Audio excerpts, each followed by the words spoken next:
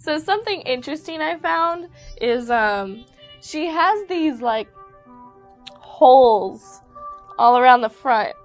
And it's not like I could tell it wasn't her nose, it wasn't her mouth, but it was like right on the top of her mouth. So I was wondering what that was, and I looked it up, and those are heat-sensing glands. So you know how she uses her tongue to like smell and feel around and find out, you know, what's going on out there in the world? Well, she uses these heat-sensing glands on the front of her mouth, on the front of her face, to find where she's going and find heat. So feeding. What do ball pythons eat? Well, in the wild they eat mice, rats, shrews, and some have even been known to eat birds. In captivity, you know, mice and rats is what you use to feed them. So right now what I feed Raj is a small rat. She's at the small rat stage. So you have to make sure that the rat's not too big, because it can hurt your snake very badly. If it can overpower it, if it's a live rat, it can damage the snake. So you have to make sure that your snake is able to handle the prey, or you can get frozen food. But me personally, I just kind of think that's against nature. She's a snake, and she wants to kill to eat. That's her nature. So I feel like giving her a already killed animal is kind of gypping her on, you know, her natural experience. So anyway, so I give her a live small rat to eat. So if you're planning on having a ball python for a pet, you could probably have one for a while because they live to be about 20 to 30 years old. According to some research, 47 years old is apparently the record. Raj is about a year and a few months old, so she has a long time to live. So when you keep your ball python in their tank, you want to make sure that they have the right temperature. It's about 86 degrees Fahrenheit, because she is, after all, a cold-blooded reptile. You also need to have the right humidity. Humidity is very important, but you don't want to just go in there spraying water all over the place. The best thing to do is to have a little humidity box where they can go in there, and it has some moss or something. They can go in there if they need to, and they can get back out when they want to. Just remember that whatever you choose, it doesn't have too much of a odor or aroma, or whatever word you want to use. Their lungs, I guess, are pretty sensitive. So for perfumes and cigarette smoke, stuff like that is not good for your snake at all. It can give them like infections in their lungs and stuff, and that's not very good for them. I don't really wear perfume when I have my snake, so gotta be careful. You don't want to smoke around them. Remember to feed your ball python about once every couple weeks. They can go for a while without feeding, but they will starve if you wait too long. So, a little sad fact about ball pythons is that they're killed for their skins in Africa.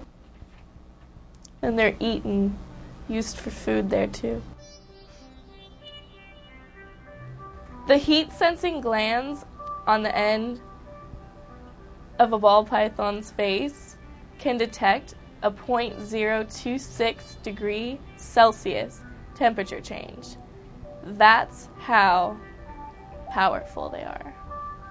You'll know that your ball python is about to shed when its belly turns a pinkish color. And about that time, sometimes they might start refusing food. That's okay for a little bit. Every time they shed, it's because they're getting bigger. They're going up another scale. So that's why they shed. And you have to make sure that humidity in the tank is good for shedding, because if it's not, then it makes it difficult for the snake to shed correctly. You want them to shed off pretty much in one piece. And sometimes, like with her, she had a problem last time around the face area, like the top of the head and around her eyes. And there's still a little bit, she's still kind of coming off of shedding, so there's still a little bit on one of her eyes. You can tell the difference because one of her eyes is more marbly than the other. That's okay, just as long as you get a Q-tip with some warm water and you rub it around the outside of the eye. You don't want to put too much pressure on the eye because you can hurt her cornea. But if you rub it around the outside of the eye, it can get loose and come off. I was doing that a bit last night and got some of it off. Sometimes it's a little bit harder than others. If you can't quite fully do it all on your own, then you might have to take them to a veterinarian, because if you let too much shedding skin accumulate over her eye, then that could lead to some serious problems for her eyes.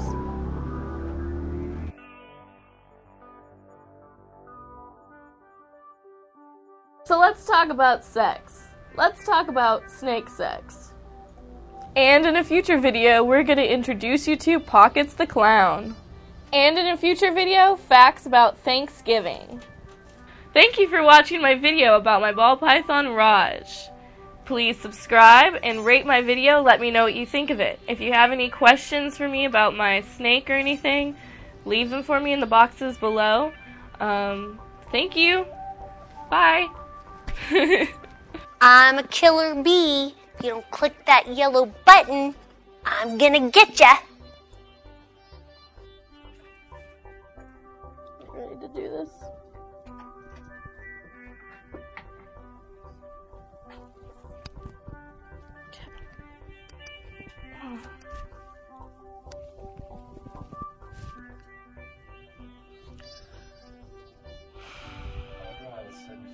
I know, all of a sudden she started moving.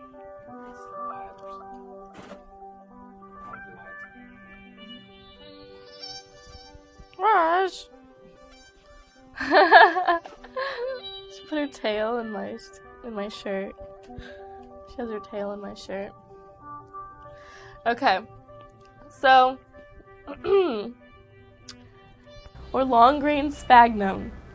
You can also use newspaper if you'd like. Sphagnum. Long grain sphagnum.